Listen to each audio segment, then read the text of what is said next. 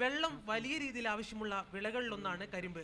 ഒരു കാലത്ത് സംസ്ഥാനത്ത് തന്നെ ഏറ്റവും കൂടുതൽ കരിമ്പ് കൃഷി ചെയ്ത വില്ലേജുകളിൽ ചിലതായിരുന്നു ഒടലപ്പതി, വടകരപ്പതി എന്നത് തന്നെ ഈ മേഖലയുടെ പോയ കാലത്തെ സമൃദ്ധി തെളിയിക്കുന്നു.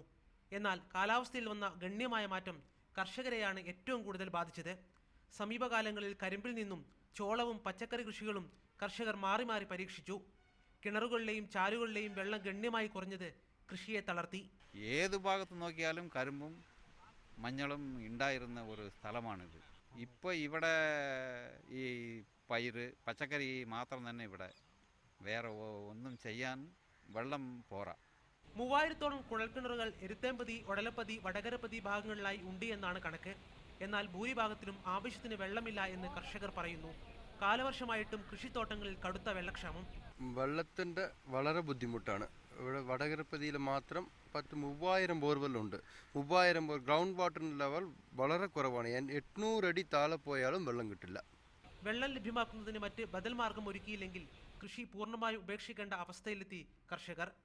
KM Biju, media 1, Palakkad.